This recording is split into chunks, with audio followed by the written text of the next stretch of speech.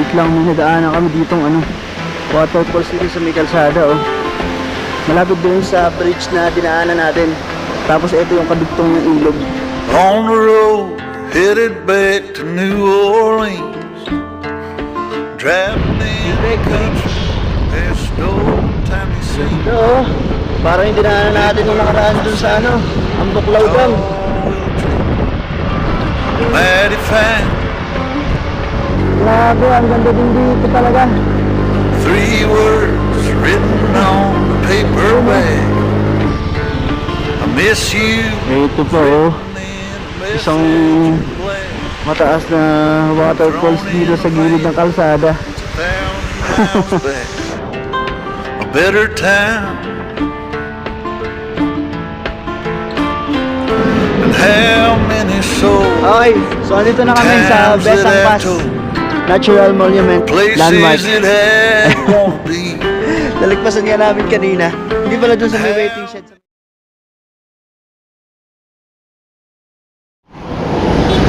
Okay, touchdown Petron Tagudin Mina. Ayan, nandito na kami ngayon. So nakarating kami dito ng, ayan, magto 2 PM na. Hindi pala kita sa video. Ayan, magto 2 PM. So ito, nakapag-picture na rin kami dito. Ito yung ano, pangatlo sa huli. So meron pa kami La Union tsaka Baguio na checkpoint. Ayan. So ngayon kakain muna kami dito sa may 7-Eleven daw. Kasi di pa kami nagtatanghalian. Para pagkakain namin dito, isang hinto na lang. Tapos diretso na ulit biyahe. Okay?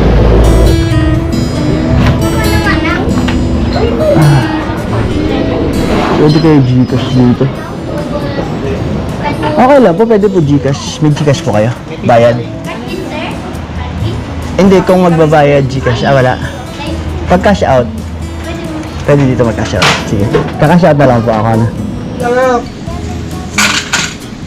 7-Eleven Gaming. Tanghalian. Pagkagaling namin doon sa Besang, tsaka eto yung ano kasi, yung isang ang namin, checkpoint dito sa Tagudin. Ayan. So, diretso kain na.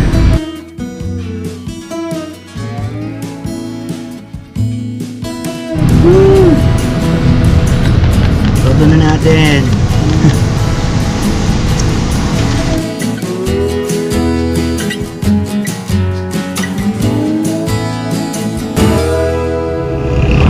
Okay. So ito, diretso na kami. Ang oras ay 2:50. Dumating kami kasi dito is magtuto na. So ayun, nagpahinga pa kami dito. Tanghalian namin. Merienda na rin. Dahil sa oras. Okay, so ngayon La Union at Baguio na lang, guys. So sabi ni Google Map, nasa 108 kilometers na lang matatapos na namin to. So mga nasa 2 hours na lang siya mahigit. Okay, gawin tayo. Good.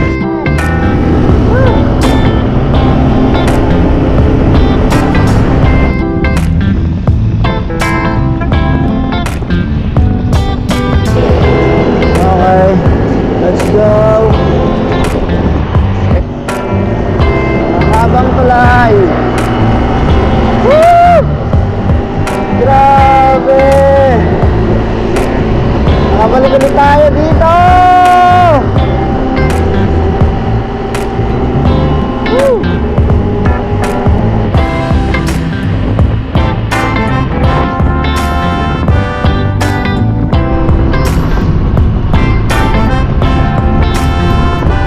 La Union! La Union kaagad, ang bilis natin ah. Ang tanong, kaya nga ang hahanapin natin dyan bro, yung ano, tourist spot. Baka may mas malapit ditong tourist spot para di na tayo lumayo. Sa bagay, ganun din pa Baguio, dadaanan din natin to.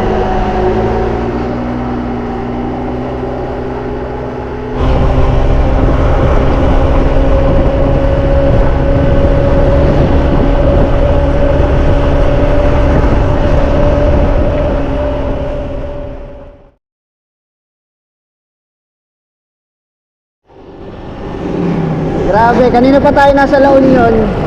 Wala kang maipakita sa inyo na kung ano yung mag-vlog ko dito. Kasi nakadaan na rin kami dito nung nakaraan. Di ba? Pero tingnan natin. Yung La Residencia ba yun? Nadaanan na din namin yung bahay na ancestral dito sa ano, sa kita sa daan. Maganda. Nadaanan na din namin. Tapos yung mga location na nagsusurf dun, nadaanan na rin namin.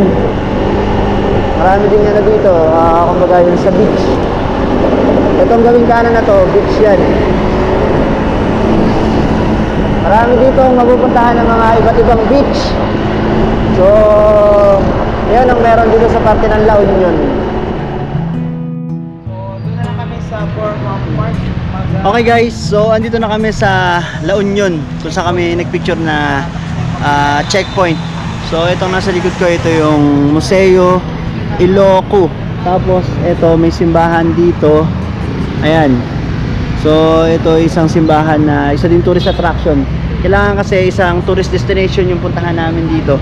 So may mga ganong checkpoint. Kaya ito yung dinaanan namin. So itong museo, dahil magpa-5 na, sarado na siya. Ayan, 4:44 na. So hindi na kami dito nakapasok sa loob. Tapos andito yung pinaka canyon dito na isang nagamit nung panahon ng mga digmaan dito sa atin. Tapos meron sila dito nakalagay na Heroes of Agoo across history, Spanish colonization, Molong Revolt, Pedro Gumapas killed in 1661, Senior General of the Andres Molong Revolt when Agoo was still part of Pangasinan. Katipuneros of Agoo, meron din sila Ayan, meron silang Agoo guerrilla movement. Ayan, si Captain Mactal, guerrilla leader with hideouts in the hills of Leones, Tubao and Macalba, Agoo. Captain Victoriano La Chica.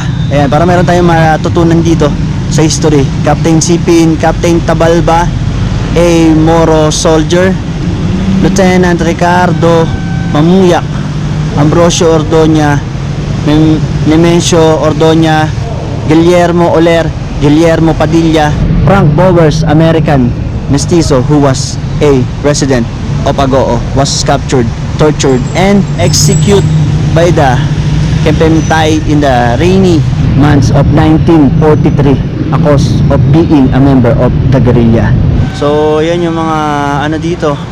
Sino to? Si Primo Olarte, captured by the Spaniard and was exiled in Balabac, southern Palawan of one of the half years. Ayan, so yan, mga nakalagay dito. Meron din ditong unnamed Katipuneros, may 17 madmen. Ayan, massacred by the Japanese Imperial Army because they were members of the guerrilla movement of Agoo.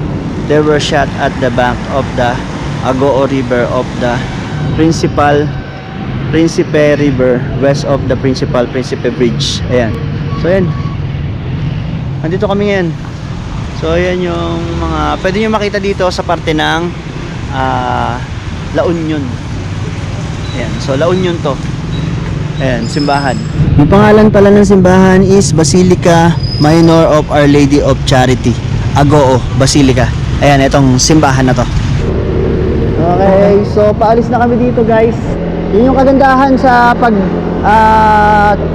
pag-travel na to, sa loop na to. Hindi naman siya kailangan madaliin, at least nadadaanan natin yung mga bukod sa mga magagandang tanawin, nagkakaroon tayo ng mga natututunan dun sa mga history natin. So napakahalaga rin kasi na matutunan natin yung mga history para in time, pagka yung mga bata sa atin, mga sumunod sa ating henerasyon, may share natin yung mga tungkol sa history. Katulad nitong mga nabidyohan natin, mga nalaman natin doon. So ako hindi ko lubos na alam yung history tungkol doon sa na yun, sa lugar na yun. So at least dahil dito, may natutunan ako, may nalaman ako. Yun yung kagandahan sa pagbabiyahe ng ganito. So ayun nga, bukod dun sa mga nature, mga magagandang spot, daanan nyo din yung mga ganun. Kasi napakahalaga rin yung history, tsaka napakaganda rin matutunan. Diba? Okay, so yan, patuloy na kami ngayon ng Baguio. Woo! Umahambon na. Woo!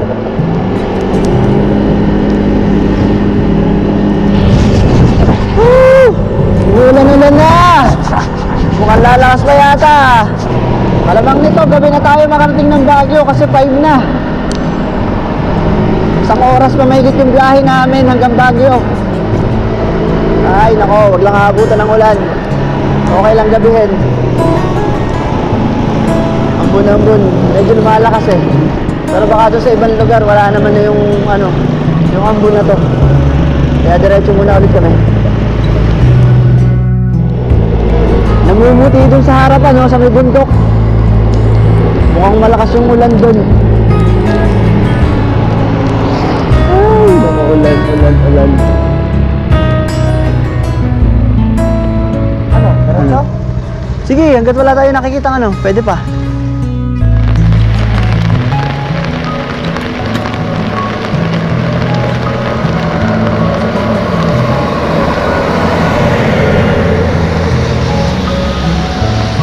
Okay guys.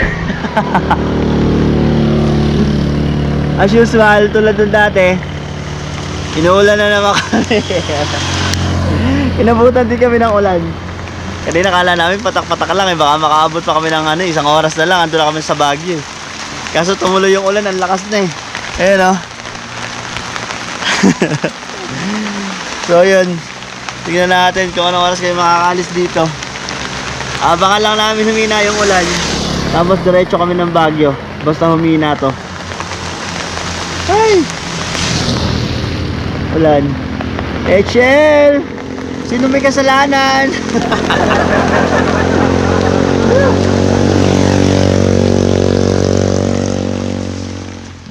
6:30 na. Nandito pa rin kami. Hindi pa rin tumitigil yung ulan dito. Sa kung saan man kami napahintong na to. Ayun, buti na lang ganito yung nahintoan namin May upuan pa, pwedeng humiga. Ayun, nakahiga si John Prox. Dito din sa kabila pwede. Ito yung mga motor namin. Ayan, nakasilong dito. Parang tindahan to pag umaga. So, dahil gabi na, wala nang nakalagay na tindahan dito. Ngayon, nagpapatila pa rin kami ng ulan. Hindi pa rin humihinto. Ganito pa rin yung ulan. Wala rin kami kalapit na tindahan. Wala pa kaming makainan. So, yan. Hindi pa kami naghahaponan hanggang ngayon. Pero okay lang. 6:30 pa lang naman. Tingnan pa natin hanggang mamaya kung ano.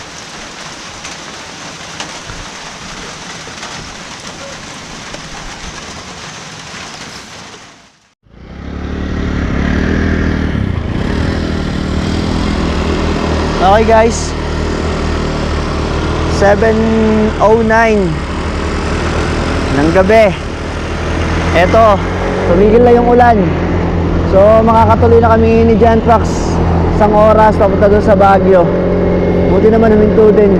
Kala namin hindi na ito hanggang mamaya na lang tong dire-diretso. Pero buti na lang huminto. Kaya makakabiyahe na ulit kami ngayon ni John Prox.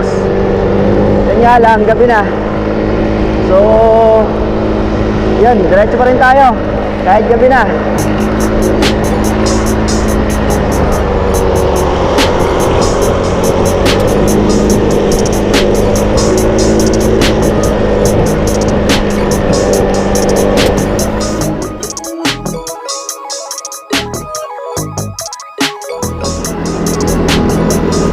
So ito na, bumabalik na ulit kami ng Baguio. Gabi na, marami na namang mga sasakyan.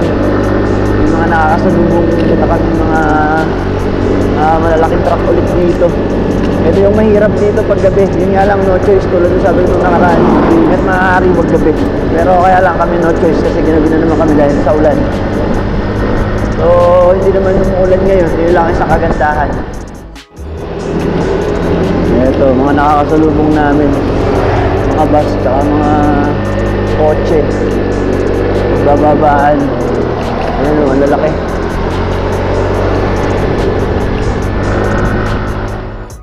Dito na tayo sa may part na yung kita yung mga ilaw. Wala ko nakikita nyo mga nasa itaas ng bundok. Napakaraming mga ilaw. Ito yung isang maganda dito sa sa Baguio. Paggabi kayo dumaan, makikita nyo yung mga ilaw na yun sa kabundukan. Yan.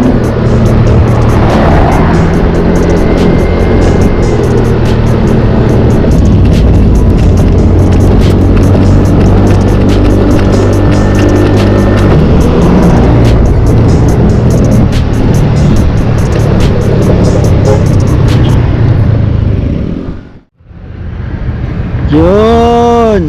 Okay guys, andito na kami sa Burnham Park. Ayan, natapos na natin itong last checkpoint namin dito sa Baguio. So kahit umulan, at least nakarating na tayo dito. Ayan no, Burnham Park. So kailangan kasi tourist destination yung pupuntahan namin dito na isang last checkpoint. So ito yung napili namin na tourist destination, kaya dito kami dumiretso ni Bro Jan Pax. Nice one bro. Woo! Congrats sa akin. congrats. So, panibagong achievement na naman to. Cordillera Loop, level 1. So, marami pang level, pero at least nagawa na natin yung isa.